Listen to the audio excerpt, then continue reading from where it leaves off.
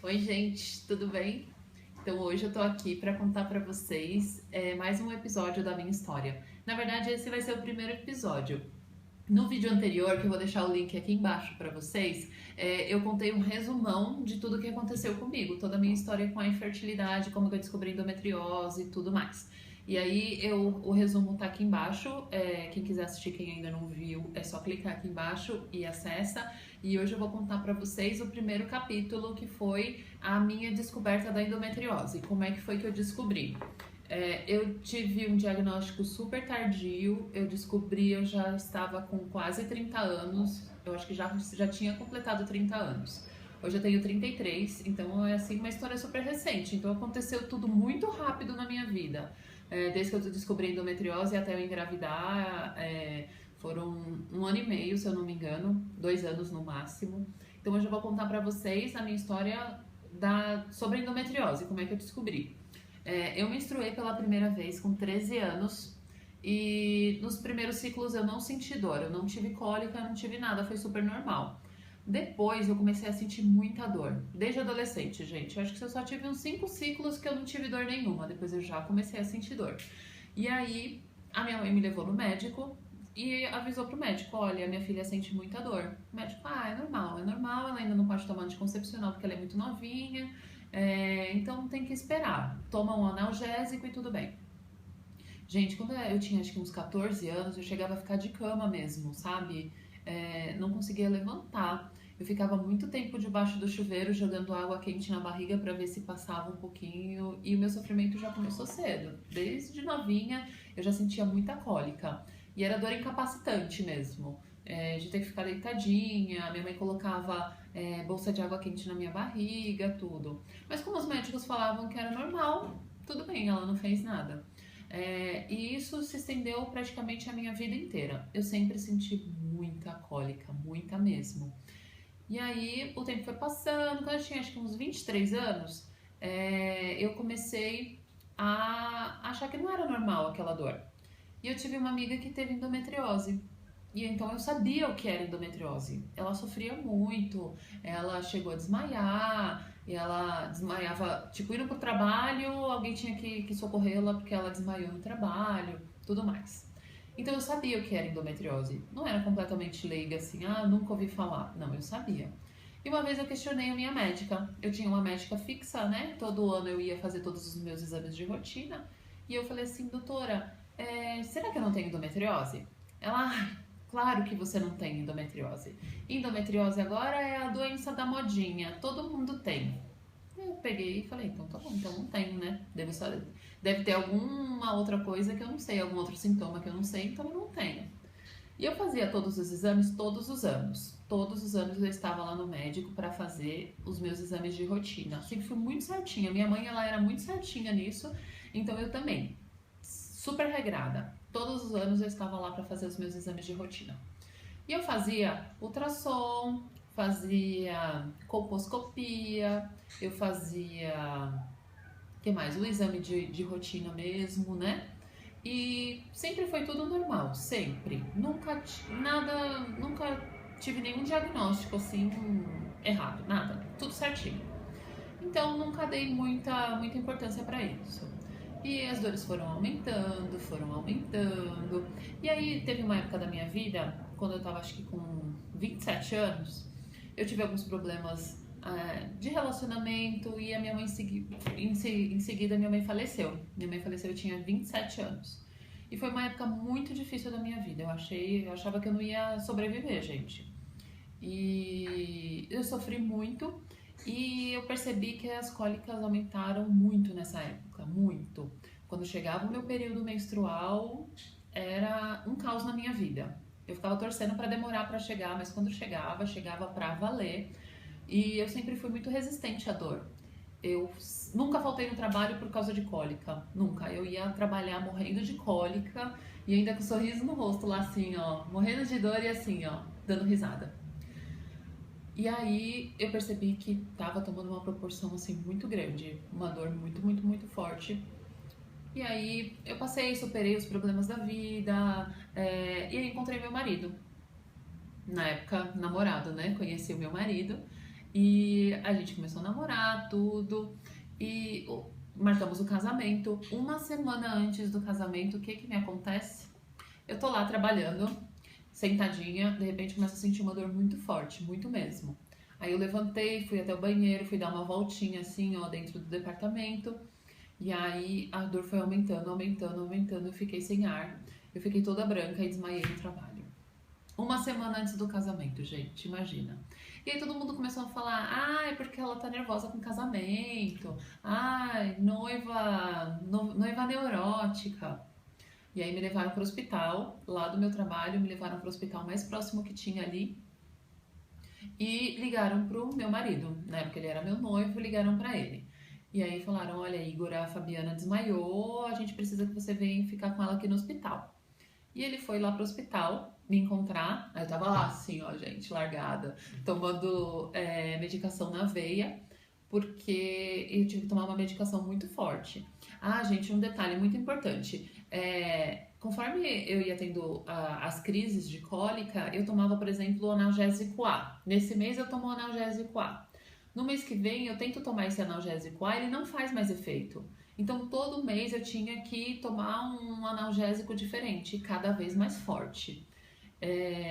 Então parece que não fazia mais efeito os remédios, sabe? Parece que o corpo acostumava, não sei, mas eu tomava muito remédio, muito mesmo, de remédio para dor.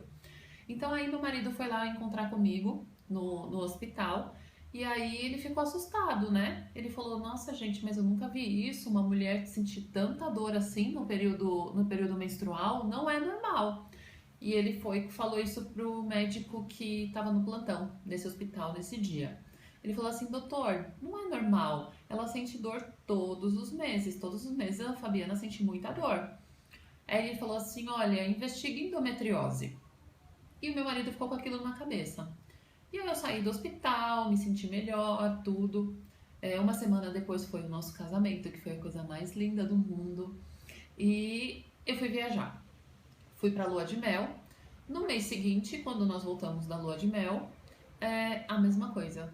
De madrugada, o meu marido teve que me levar para o hospital porque eu tava desmaiando de dor. Gente, essa foi a dor acho que mais forte que eu senti na vida. Parecia que tava retorcendo assim, olha, alguma coisa dentro de mim, de tão forte que era a dor. Era uma dor absurda mesmo. E aí ele me levou para o hospital e chegando lá no hospital era de madrugada. Gente, ele quase teve que me levar carregada. Eu não conseguia ficar assim, ó, de pé. Eu fui no hospital assim, olha, encolhidinha de tanta dor que eu tava sentindo.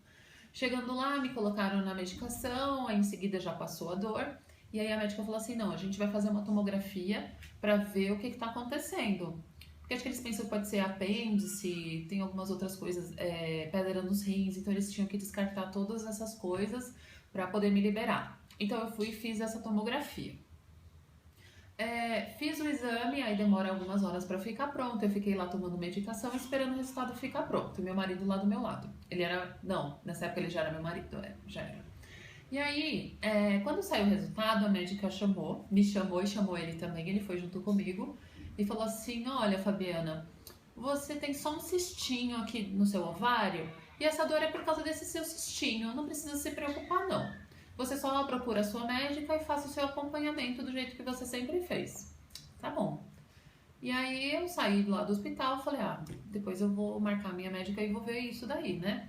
E voltamos para casa. No dia seguinte eu tomei um analgésico que ela me passou o período menstrual e a vida segue. Só que aí a gente ficou encafifado, né? Poxa, é a segunda vez. Aí o meu marido falou assim, vamos investigar essa tal dessa endometriose? Que o médico do plantão tinha falado. Eu falei assim, tá bom, amor, vamos sim. Vamos procurar então um médico especialista, né, em endometriose e a gente vê o que ele fala, né? E aí um dia eu tô lá trabalhando, quietinha lá no meu trabalho e aí me veio o start. Eu falei assim, quer saber? Eu trabalho aqui perto do hospital que eu fui aquele dia fazer a tomografia. Eu vou passar lá e vou pegar o laudo desse exame, porque eles não dão na hora, acho que não fica pronto na hora, e eles avisam, olha, se você quiser, depois você vem buscar. Saí do meu trabalho e fui lá buscar esse laudo desse exame. Gente, eu fui assim despretensiosamente, sabe? E aí cheguei lá, peguei esse exame e abri lá mesmo. Quando eu abri, gente, estava escrito lá: portadora de endometriose profunda, com acometimento de vários órgãos. Eu fiquei desesperada. Tava escrito lá. E a médica do plantão falou pra mim que era só um cistinho. Gente, olha como eles menosprezam a endometriose. Um cistinho. Eu tinha endometriose no intestino, eu tinha endometriose na bexiga, eu tinha endometriose no apêndice e tava chegando nos meus 2 rins. E ela falou que era só um cistinho no ovário. Eu tremia de nervoso. Aí nesse dia eu peguei e voltei pra casa e aí eu fiquei tão nervosa que eu pedi pro meu marido me levar na emergência de um outro hospital pra gente conversar com algum ginecologista sobre aquilo, sobre aquela situação, sobre o lado daquele exame. E ele me levou, na época, num hospital que é bem conceituado. E aí o médico falou, olha, realmente ela tem endometriose e precisa investigar sim. E tudo isso, gente, na minha lua de mel a gente já começou as tentativas para engravidar. O meu sonho, assim, sabe, eu imaginava que na lua de mel eu já ia voltar grávida, que ia ser super fácil, super simples. E não aconteceu na lua de mel, não aconteceu no mês seguinte, que foi o mês que eu descobri que eu realmente tinha endometriose. E aí a gente praticamente não pôde mais tentar. Eu vou contar toda a história pra vocês. E aí fomos procurar um médico especialista em endometriose. A minha sogra me ajudou a localizar esse médico, a ter indicação desse médico. E nós fomos no Dr. Maurício Abraão. Ele é o meu médico que me trata até hoje. E chegando lá, ele me pediu vários exames para ter certeza que eu tinha realmente endometriose. Mas num simples exame de toque, ele já conseguiu ter uma ideia de que realmente eu era portadora. E eu já tinha também o laudo dessa tomografia que dizia que eu realmente tinha endometriose. Ele me pediu uma ressonância magnética para mapear todos os órgãos que estavam afetados pela endometriose. E ele me pediu um ultrassom com preparo intestinal.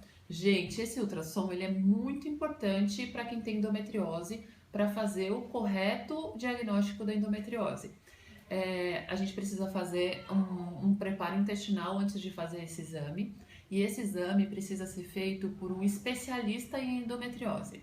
Não pode ser uma pessoa que só faça ultrassom, não. Precisa ser um mapeamento muito específico, então precisa ser com uma pessoa que seja especialista em endometriose para fazer esse exame. Então eu fiz esses 2 exames, fiz exame de sangue, tem um marcador que se chama CA125. Esse CA125, ele é um exame de sangue que a pessoa faz e pode detectar endometriose. Só que ele só pode ser analisado junto com os outros exames. Ele sozinho não quer dizer 100% que a pessoa tem endometriose.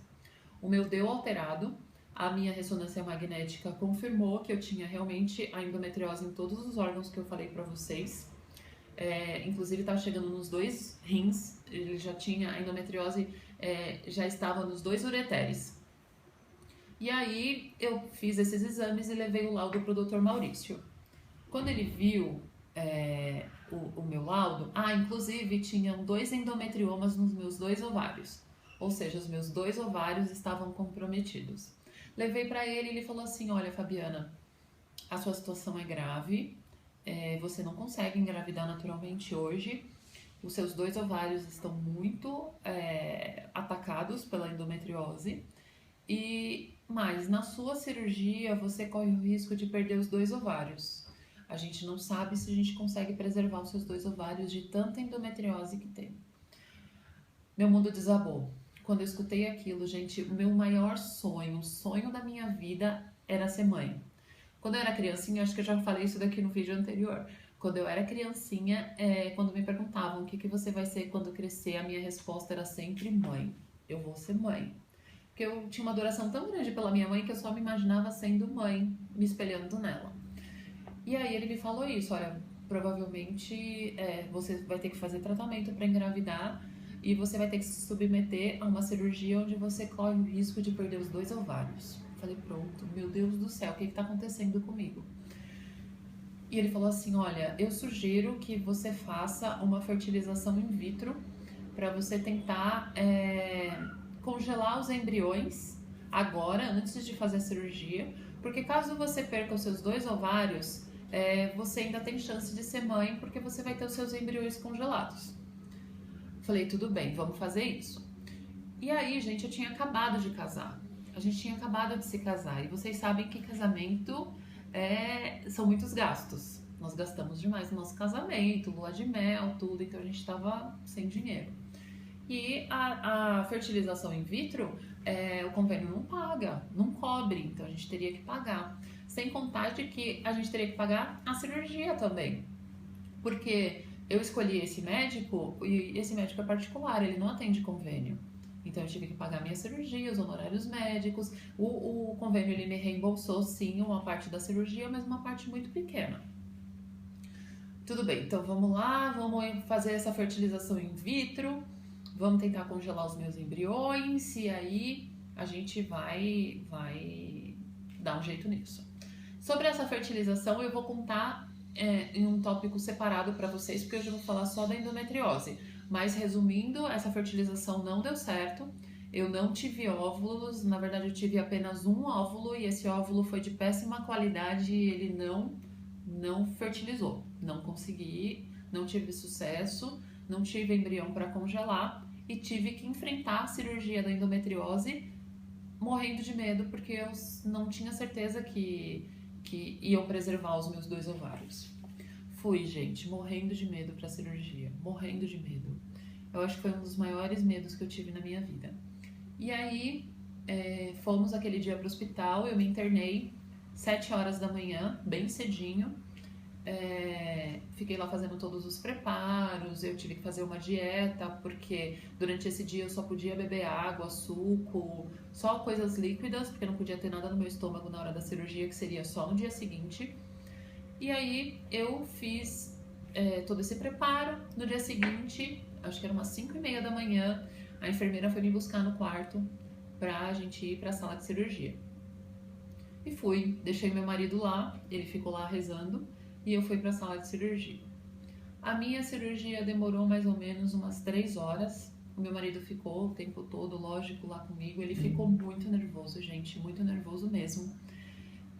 Eu lembro que o meu pai foi lá ficar com ele também e o meu pai me contou que ele ficou sentado o tempo todo na recepção do hotel, olhando o elevador, a hora que o elevador ia parar no centro cirúrgico, para ver a hora que ele ia parar também no nosso andar para saber se era eu que estava chegando.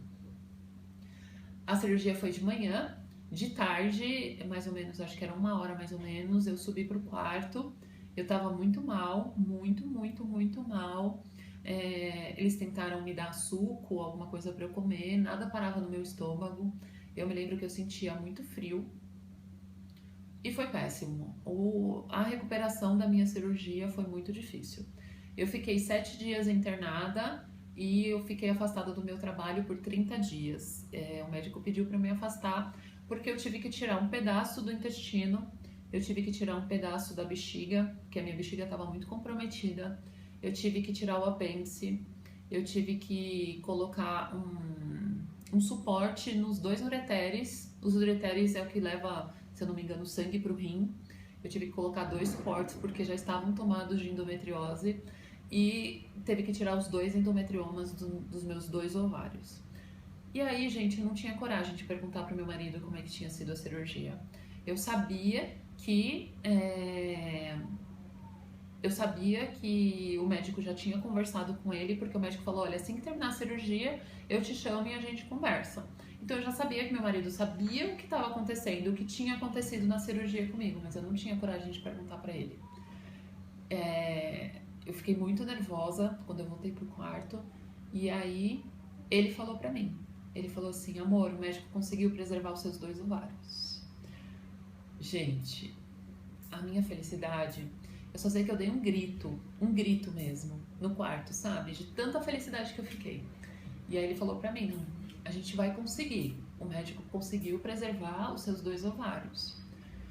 Ali pra mim, eu ganhei, sabe? Parece que eu revivi ali, porque eu sabia que existia a possibilidade de eu ser mãe.